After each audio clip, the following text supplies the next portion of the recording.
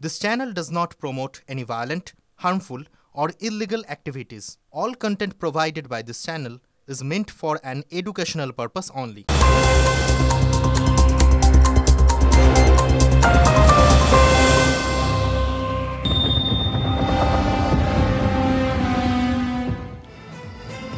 নমস্কার, আপনারা দেখছেন TV9 বাংলা। আমি শুভজিৎ রয়েছি আপনাদের সঙ্গে।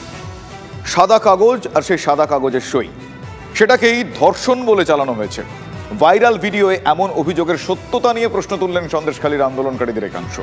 তারা কি বলছেন? তারা বলছেন অভিযোগকারিনী যখন তৃণমূল বুথ সভাপতির মা, তখন এমন অভিযোগ করাটাই তো স্বাভাবিক। তাদের দাবি, স্থানীয় তৃণমূল কংগ্রেস নেতা যার নাম দিলীপ মল্লিক, সেই দিলীপ মল্লিকের নির্দেশে মিথ্যা বয়ান দিচ্ছেন কয়েকজন। এই দাবি আর পাল্টা দাবির মধ্যে নতুন ভাইরাল ভিডিওকে কেন্দ্র করে সন্দেশখালীর উত্তাপ কিন্তু চড়ছে। সাদা কাগজে সই করিয়ে নিয়ে আর ওরা যে কি কেস সাজিয়েছে আমি জানি না। তা বলছে পুরো মিথ্যে, এরা মিথ্যে। ওদেরকে দিলীপ মল্লিক টাকা দিয়েছে। উনি থানায় গিয়ে নিজের ইচ্ছায় সেই ইচ্ছায় মানে লিখিত কাগজেই সাইন করেছে।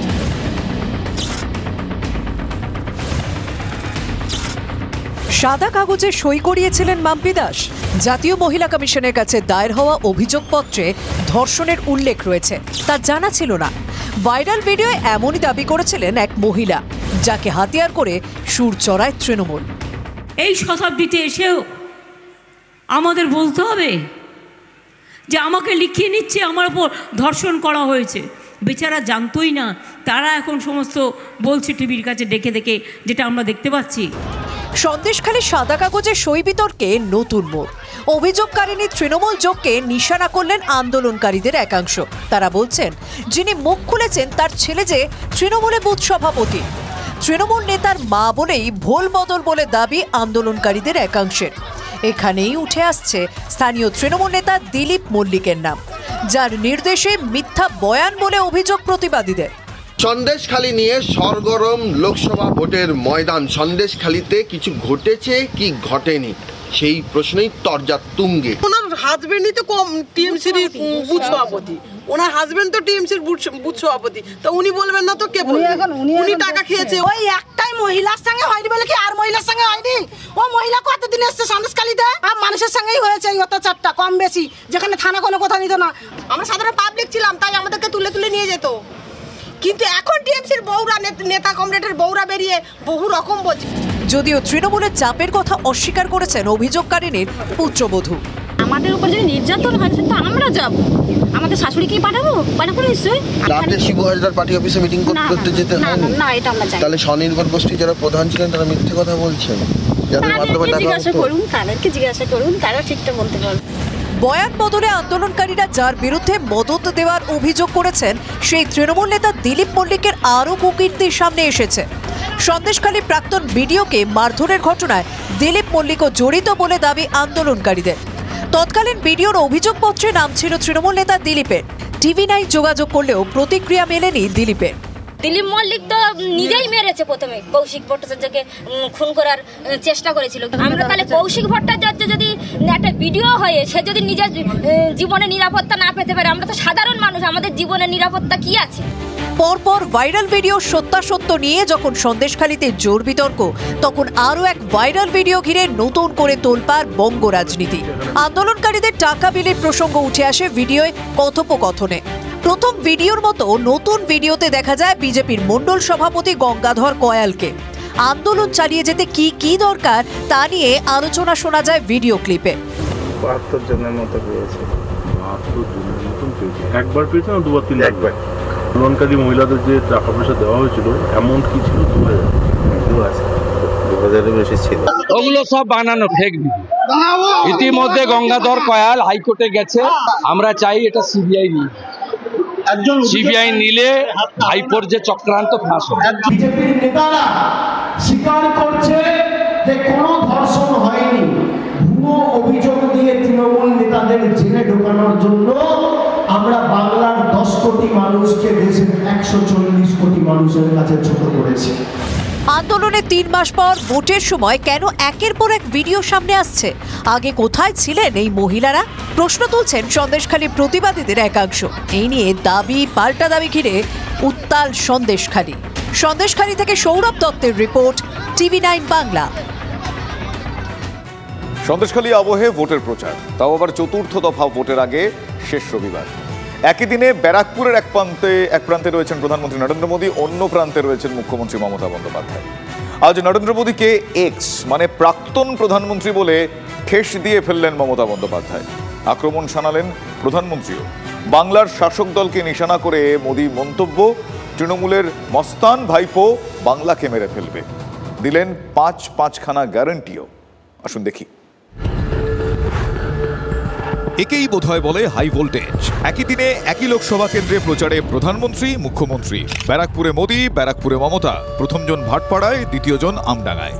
উলুবেড়িয়া কেন্দ্রেও প্রধানমন্ত্রী মুখ্যমন্ত্রী। প্রতিদিনই প্রধানমন্ত্রীর বিরুদ্ধে আক্রমণ শানাচ্ছেন মমতা বন্দ্যোপাধ্যায়। আজও তার ব্যতিক্রম হয়নি, তবে আজ একেবারে এক্স প্রধানমন্ত্রী বলে ঠেস।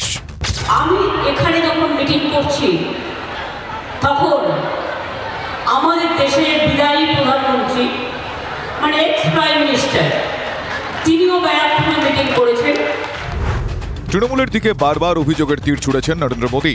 বলেছেন বাংলাকে মেরে ফেলবে তৃণমূলের মস্তান। साथियों, टीएमसी के लिए बांग्ला मस्तान भाईपो बांग्लार मेये से गेंथेছেন দুর্নীতি অস্ত্রেও। भर्ती के लिए राज्य सरकार ने रेड कार्ड बनाए हुए थे। ये रेड कार्ड खुले बाजारों में बेचे जाते थे, यहां पदों की बोली लगती थी। और इतना ही नहीं, इस घोटाले के लिए OMR सीट्स को चलाया गया। পাল্টা দিতে ছাড়েননি মমতা বন্দ্যোপাধ্যায়। তার মুখেও দুর্নীতির অভিযোগ। তখন করে মমতা ব্যানার্জিকে চোর বলতে হচ্ছে আপনাকে। যত ইচ্ছা চোর বলে যান, আমার গায়ে ফোস্কা পড়বে না।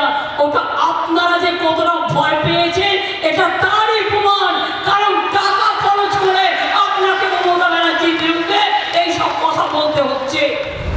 এবারের ভোট প্রচারে প্রধানমন্ত্রীর হাতিয়ার মোদীর গ্যারান্টি।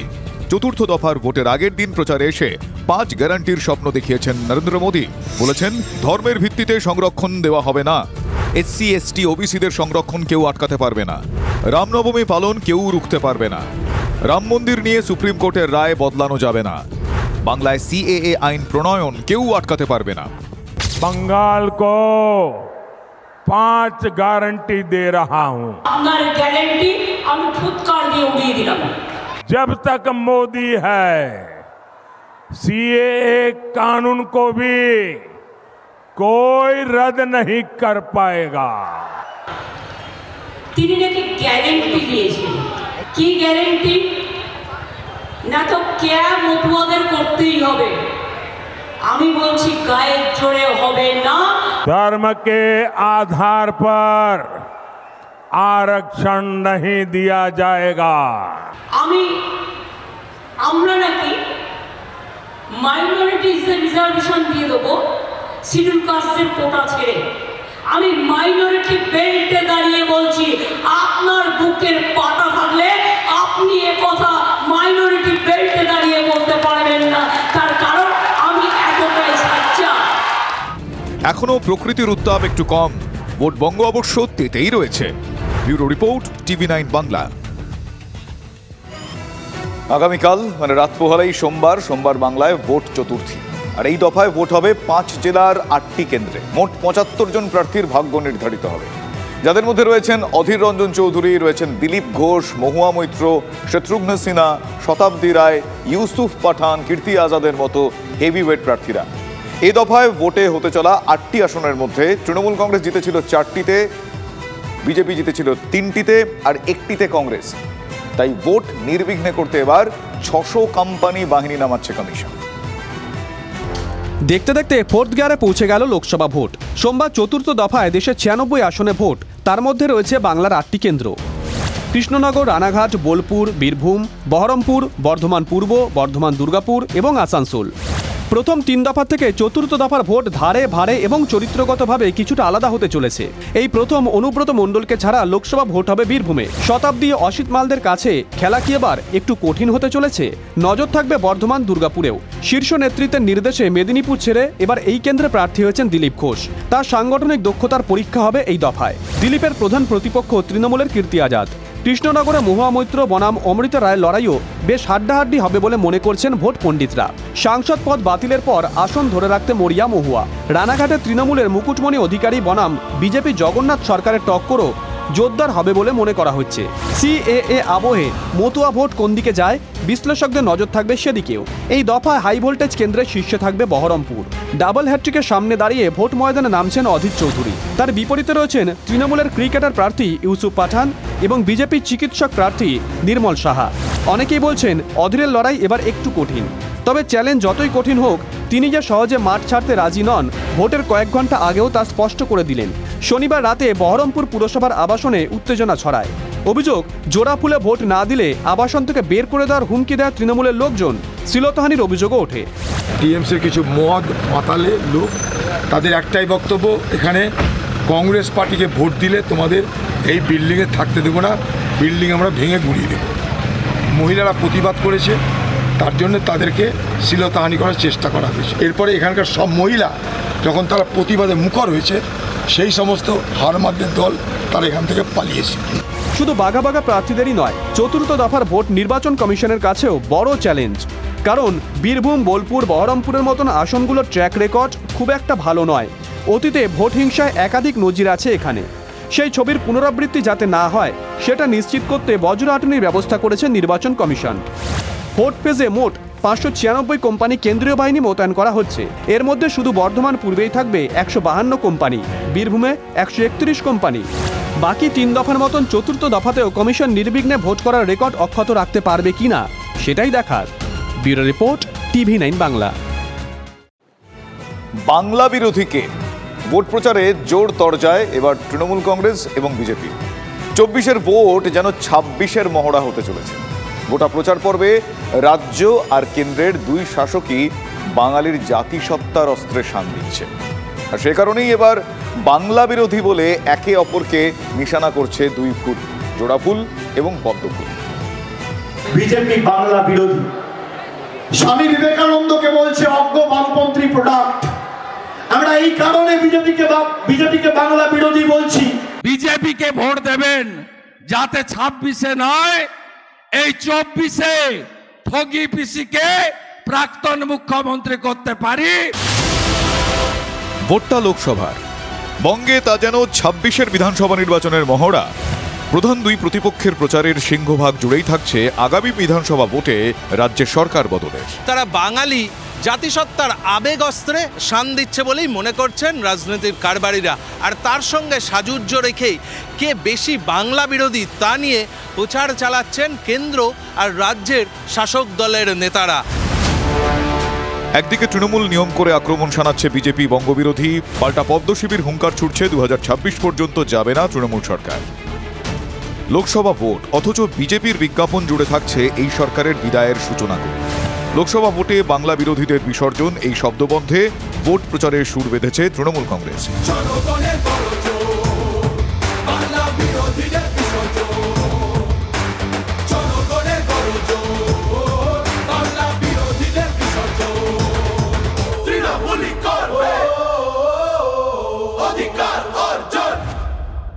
প্রতিপক্ষ বিজেপি নিয়মিত বলছে লোকসভা ভোটে ভালো ফল হলে এ রাজ্যের সরকারের পরিবর্তন হবে।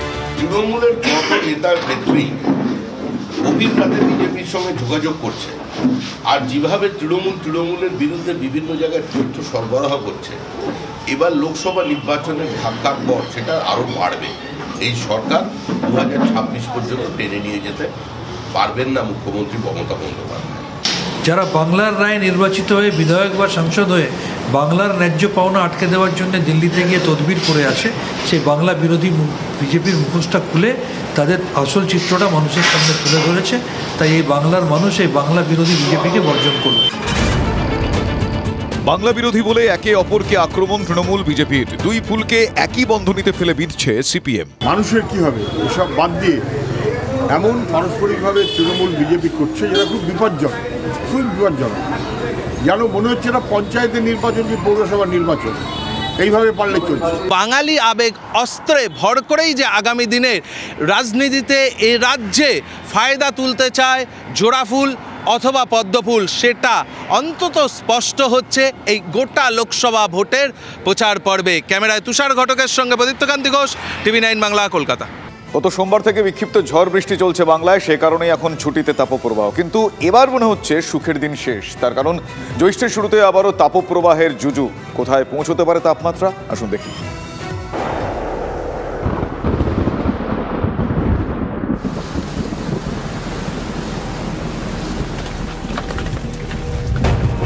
সোমবার থেকে বৃষ্টি বাদলা লেগেই রয়েছে। রোজই বৃষ্টি পাচ্ছে বাংলার কোনো না কোনো প্রান্ত। 7 দিন হয়ে গেল ছুটিতে তাপপ্রবাহ। ব্যবসা গরমও সেভাবে দাঁত ফোটাতে পারেনি। যখনই একটু অস্বস্তি বেড়েছে তখনই বৃষ্টিতে ধুয়ে গিয়েছে গরম। তবে এবার সুখের দিন শেষ হবার পথে। সর্বোচ্চ তাপমাত্রা স্বাভাবিকের 5 ডিগ্রি ওপরে উঠলে তাপপ্রবাহ ঘোষণা করে আবহাওয়া দপ্তর। এখনও সেই সতর্কতা জারি হয়নি। তবে জ্যৈষ্ঠে তাপপ্রবাহের জুজু যথেষ্টই। কি বলছে পূর্বাভাস? বুধবার পর্যন্ত বিক্ষিপ্ত ঝড় বৃষ্টির সম্ভাবনা দক্ষিণবঙ্গে। মঙ্গলবার থেকে 2 থেকে 4 ডিগ্রি সেলসিয়াস তাপমাত্রা বাড়বে। জ্যৈষ্ঠের শুরুতে কদিন বৃষ্টির আশা নেই দক্ষিণবঙ্গে। 15 তারিখের পর থেকে কিন্তু আর কোনো বৃষ্টিপাত নেই। এই জন্যে 16, 17, 18 ড্রাই এন্টায়ার ওয়েস্ট বেঙ্গল। বৃষ্টি কমলেই ফের তাপের জ্বলুনি ফিরবে পশ্চিমাঞ্চলে। ফের 41 থেকে 42 ডিগ্রিতে পৌঁছতে পারে পশ্চিমাঞ্চলের পারদ। জ্যৈষ্ঠের প্রথম সপ্তাহে তাপ আর্দ্রতার অত্যাচার বাড়বে কলকাতায়। ঘামটা কিন্তু হতে পারে, মানে একটু অস্বস্তিকর পরিস্থিতি কিন্তু হতে পারে। 37 থেকে 38 ডিগ্রির আশপাশে থাকবে আলিপুর, দমদমের তাপমাত্রা। আগেরবার 3 সপ্তাহ ধরে তাপপ্রবাহের লম্বা স্পেল সয়েছে বাংলা। এবার তাপের জ্বলুনি কতদিনের? উত্তরের খোঁজে হাওয়া অফিস। কমলেশ চৌধুরীর রিপোর্ট, TV9 বাংলা।